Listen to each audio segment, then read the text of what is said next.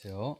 오늘 하루도 주님의 풍성한 사랑을 충만하게 경험하는 그런 하루가 되길 축복합니다. 오늘 본문은 이사야 46, 47장입니다. 벨은 엎드러졌고 느보는 구부러졌도다. 그들의 우상들은 짐승과 가축에게 실렸으니 너희가 떠매고 다니던 그것들이 피곤한 짐승의 무거운 짐이 되었도다. 그들은 구부러졌고 그들은 일제에 엎드러졌으므로 그 짐을 구하여 내지 못하고 자기들도 잡혀갔느니라. 야곱의 집이여 이스라엘 집에 남은 모든 자여 내게 들을지어다. 배에서 태어남으로부터 내게 안겼고 태에서 남으로부터 내게 업힌 너희여 너희가 노년에 이르기까지 내가 그리하겠고 백발이 되기까지 내가 너희를 품을 것이라. 내가 지었은즉 내가 업을 것이요 내가 품고 구하여 내리라. 너희가 나를 누구에게 비기며 누구와 짝하며 누구와 비교하여 서로 같다 하겠느냐. 사람들이 주머니에서 금을 쏟아내며 은을 저울에 달아 도금장이에게 주고 그것으로 신을 만들게 하고 그것에게 엎드려 경배하며 그것을 들어 어깨에 메어다가 그의 처소에 두면 그것이 서 있고 거기에서 능히 움직이지 못하며 그에게 부르짖어도 능히 응답하지 못하며 고난에서 구하여 내지도 못하느니라. 너희 패역한 자들아 이 일을 기억하고 장부가 되라. 이 일을 마음에 두라. 너희는 옛적 일을 기억하라. 나는 하나님이라 나 외에 다른 이가 없느니라. 나는 하나님이라 나 같은 이가 없느니라. 내가 시초부터 종말을 알리며 아직 이루지 아니한 일을 옛적부터 보이고 이르기를 나의 뜻이 설 것이니 내가 나의 모든 기뻐하는 것을 이루리라 하였노라. 내가 동쪽에서 사나운 날짐승을 부르며 먼 나라에서 나의 뜻을 이룰 사람을 부를 것이라. 내가 말하였은즉 반드시 이룰 것이요 계획하였은즉 반드시 시행하리라. 마음이 완악하여 공의에서 멀리 떠난 너희여 내게 들으라. 내가 나의 공의를 가깝게 할 것인지 그것이 멀지 아니하나니 나의 구원이 지체하지 아니할 것이라. 내가 나의 영광인 이스라엘을 위하여 구원을 시온에 베풀리라. 저는 딸 바벨론이여 내려와서 띠끌에 앉으라. 딸 갈대하여 보좌가 없어졌으니 땅에 앉으라. 내가 다시는 곱고 알이 떴다 일컬음을 받지 못할 것임이라. 맷돌을 가지고 가루를 갈고 너울을 벗으며 치마를 걷어 다리를 드러내고 강을 건너라. 내 속살이 드러나고 부끄러운 것이 보일 것이라. 내가 보복하되 사람을 아끼지 아니하리라. 우리의 구원자는 그의 이름이 만군의 여호와 이스라엘의 거룩한 이시니라. 딸 갈대하여 잠잠히 앉으라. 흑암으로 들어가라. 내가 다시는 여러 왕국의 여주이니라. 일컬음을 받지 못하리라. 전에 내가 내 백성에게 노하여 내 기업을 욕되게 하여 그들을 내 손에 넘겨 주었은즉 내가 그것을 궁일이 여기지 아니하고 늙은이에게 내 멍에를 심히 무겁게 메우며 말하기를 내가 영영이 여주인이 되리라 하고 이 일을 내 마음에 두지도 아니하며 그들의 종말도 생각하지 아니하였도다. 그러므로 사치하고 평안히 지내며 마음에 이르기를 나쁘니라. 나 외에 다른 이가 없도다. 나는 과부로 지내지도 아니하며 자녀를 잃어버리는 일도 모르리라 하는 자여 너는 이제 들을지어다. 한날에 갑자기 자녀를 잃으며 과부가 되는 이 두 가지 일이 내게 임할 것이라. 네가 무수한 추술과 많은 주물을 빌릴지라도 이 일이 온전히 내게 임하리라. 네가 내 악을 의지하고 스스로 이르기를 나를 보는 자가 없다. 하나니 내 지혜와 내 지식이 너를 유혹하였습니다. 내 마음에 이르기를 나쁘니라. 나 외에 다른 이가 없다 하였으므로 재앙이 내게 임하리라. 그러나 네가 그 근원을 알지 못할 것이며 손해가 내게 이르리라. 그러나 이를 물리칠 능력이 없을 것이며 파멸이 호련히 내게 임하리라. 그러나 내가 알지 못할 것이니라. 이제 너는 젊어서부터 힘쓰던 주문과 많은 추수를 가지고 맞서보라. 혹시 육을 얻을 수 있을는지 혹시 놀라게 할 수 있을는지 네가 많은 계략으로 말미암아 피곤하게 되었으다. 하늘을 살피는 자와 별을 보는 자와 초하루에 예고하는 자들에게 일어나 내게 임할 그 일에서 널 구원하게 하여 보라. 보라 그들은 초계 같아서 불에 타리니 그들 불꽃의 세력에 스스로 구원하지 못할 것이라. 이 불은 덮게 할 숯불이 아니요 그 앞에 앉을 만한 불도 아니니라. 내가 같이 힘쓰던 자들이 내게 이같이 되리니 어려서부터 너와 함께 장사하던 자들이 각기 제 길로 터지고 너를 구원할 자가 없으리라. 아멘.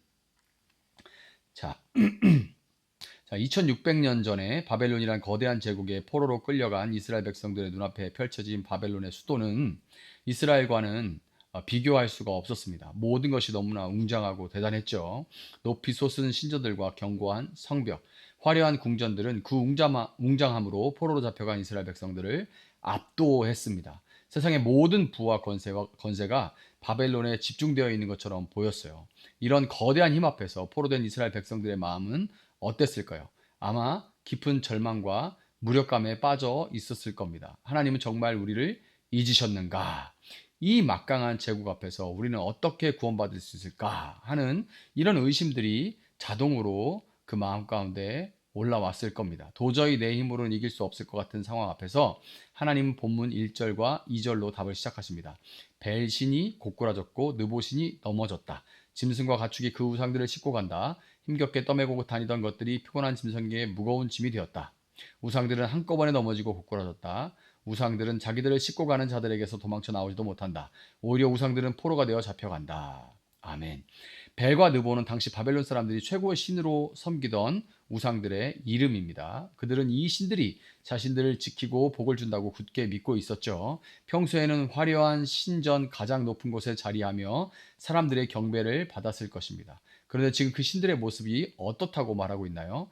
그 위엄은 온데간데 없고 마치 이사치처럼 피곤한 짐승의 등에 실려 어딘가로 끌려가고 있습니다. 스스로를 구하기커녕 오히려 무거운 짐이 되어버린 거예요. 사람들을 지켜줘야 할 신이 오히려 사람과 짐승에게 의존하는 무거운 짐덩어리가 된 이 장면은 참으로 역설적일 수밖에 없습니다. 세상이 의지하는 것들의 실체가 바로 이와 같은 거예요. 처음에는 나에게 힘과 안정을 줄 것처럼 보이지만 결정적인 순간에는 나를 지켜주지 못하고 오히려 나의 무거운 짐이 되어 함께 무너져 내리는 것들입니다. 그런데 바로 다음 구절에서 하나님은 자신을 이 우상들과 극적으로 대비시키십니다. 3절 4절 보면 야곱의 집안아 이스라엘 집안의 모든 남은 자들아 내 말 들어라. 너희가 태어날 때부터 내가 너희를 안고 다녔고 너희가 모태에서 나올 때부터 내가 너희를 품고 다녔다. 너희가 늙을 때까지 내가 너희를 안고 다니고 너희가 백발이 될 때까지 내가 너희를 품고 다니겠다. 내가 너희를 지었으니 내가 너희를 품고 다니겠고 안고 다니겠고 또 구원하여 주겠다. 아멘. 자, 이 말씀이 얼마나 따뜻하고 또 감격스러운지 모르죠. 바벨론의 신들은 결국 무거운 짐이 되어버리고 말았지만 우리 하나님은 어떤 분이라고 말씀하십니까? 우리가 태어나는 순간부터 우리를 안아주시고 업어주시는 그런 하나님입니다. 우리가 젊고 힘이 있을 때만이 아니죠. 늙고 쇠하여 백발이 될 때까지 우리 인생의 시작부터 마지막까지 요람에서 무덤까지 하나님은 우리를 품에 안고 업어주시겠다 이렇게 약속을 하고 계십니다. 세상의 우상들은 우리가 떠매고 다녀야 하는 짐이지만 우리 하나님은 오히려 우리를 업어주시는 분인 거예요. 우리의 인생의 무게를 대신 져주시는 분인 거예요. 하나님은 우리에게 무거운 짐을 지우시는 분이 아니라 우리의 모든 짐을 대신 지시고 우리를 품에 안아 구원하시는 분이라는 것을 믿으시기 바랍니다. 하나님은 이어서 47장 전체를 통해 바벨론 제국의 운명을 선포하십니다. 한때 온 세상을 호령하던 여왕과 같았던 바벨론이 이제는 그 교만함 때문에 티끌 위에 주저앉게 될 것이다 라고 선포하고 있죠. 1절을 보면 처녀딸 바벨론아 내려와서 티끌에 앉아라 라고 명령하십니다. 영원할 것 같았던 그 영광이 이제는 끝났다라는 선언인 거예요. 왜 바벨론은 무너져야만 했을까요? 6절과 8절이 그 이유를 분명하게 보여줍니다. 하나님은 이스라엘을 징계하기 위한 도구로 바벨론을 사용하셨는데 바벨론은 이 사실을 깨닫지 못했어요. 자신들의 힘이 강해서 자기들이 잘나서 그래서 세상을 정복한 줄 알고 있었던 겁니다. 그래서 하나님의 백성을 궁일이 여기지도 않았고 잔혹하게 잔인하게 억압했습니다. 그리고 그 마음속에 이렇게 외쳤어요. 나보다 더 높은 이가 없다. 나는 과부가 되지 않을 것이며 자식을 잃는 일도 없을 것이다. 이것이 바로 교만입니다. 하나님의 자리에 스스로 올라선 것이죠. 결국 하나님께서 세우신 페르시아의 고레스 왕을 통해서 바벨론은 하룻밤 사이에 무너져 내리고 말았습니다. 그들이 의지했던 수많은 주술과 마법, 점성술가들도 하나님의 심판 안에서 아무런 힘을 쓸 수가 없었어요. 세상의 권세는 이처럼 영원할 수가 없습니다. 하나님을 잊은 교만은 반드시 무너진다는 것을 역사는 분명하게 보여주는 거예요. 그런데 여러분, 이 이야기는 단순히 2600년 전의 이야기로 옛날 이야기로 끝나지 않습니다. 성경은 이 모든 이야기가 가리키는 한 분이 계시다고 증언하시죠. 바로 예수 그리스도십니다. 고레스가 바벨론에 갇혔던 이스라엘을 해방시켜서 예루살렘으로 돌려보냈다면 그것은 돌려보냈지만 그것은 불완전한 구원이었습니다. 진정한 구원자는 고레스가 아니라 그의 그림자가 가리치는 실체이신 예수 그리스도신 거예요.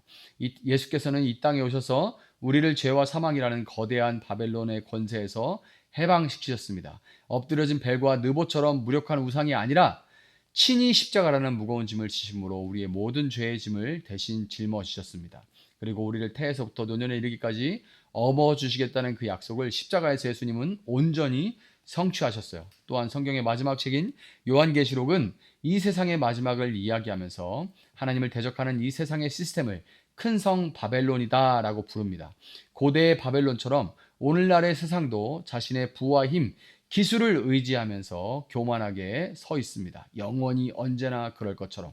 하지만 그 마지막은 심판일 수밖에 없습니다. 우리 주님께서 다시 오시는 그날 이 세상의 모든 바벨론은 무너질 것입니다. 그리고 주님은 그 심판의 날에 당신의 백성, 바로 저와 여러분을 구원하여 내시고야 말 것입니다. 우리를 품에 안으시고 영원한 하나님 나라, 새하늘과 새 땅으로 인도하실 거예요. 그곳에 우리는 더 이상 눈물도 슬픔도 죄의 짐도 없는 완전한 안식과 평화를 누리며 우리 하나님과 우리 주님이신 하나님과 영영이 왕노릇을 하게 될 것입니다. 지금 여러분의 삶을 짓누르는 바벨론은 여러분 무엇입니까? 거대해 보이는 현실의 문제입니까? 아니면 끊임없이 우리를 유혹하는 세상의 가치들입니까? 기억합시다, 여러분. 세상의 모든 것은 결국 스스로를 구원하지 못하는 무거운 짐이 될 뿐이라는 걸 여러분 기억하시길 바래요. 그러나 우리 하나님은 또한 우리 인생의 모든 순간 우리를 안고 업어주시는 분이라는 것을 여러분 믿고 기억하시기 바랍니다. 우리 주 예수 그리스도는 십자가에서 우리의 가장 무거운 짐을 대신 짊어지셨고 지금도 우리와 함께 하시며 장차 우리를 영원한 하나님 나라로 인도하실 우리의 유일한 구원자십니다. 이 새날 세상이라는 바벨론을 향한 두려운 시선을 거두고 우리를 업고 가시는 신실한 아버지 하나님을 바라보시기를 바랍니다. 그리고 그 사랑의 정점이신 예수 그리스도의 품 안에서 참된 평안과 소망을 누리는 여러분 되시기를 예수님의 이름으로 축복합니다. 아멘. 잠시 기도하겠습니다. 사랑하시는 주님 감사합니다. 주님, 바벨론의 포로가 된 것 같은 큰 성 바벨론 안에서 우리는 살아가고 있습니다. 너무나 압도적인 이 기술과 또 여러 가지 시스템 안에서 정말 이 세상 나라 안에서 우리가 예수 믿고 살아간다는 게 의미가 있는가?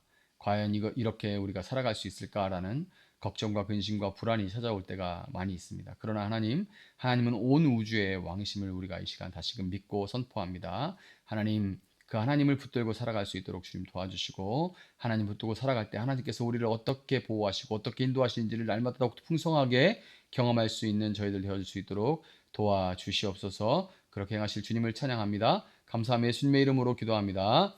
아멘. 오늘 주신 말씀 붙들고 계속해서 기도합니다.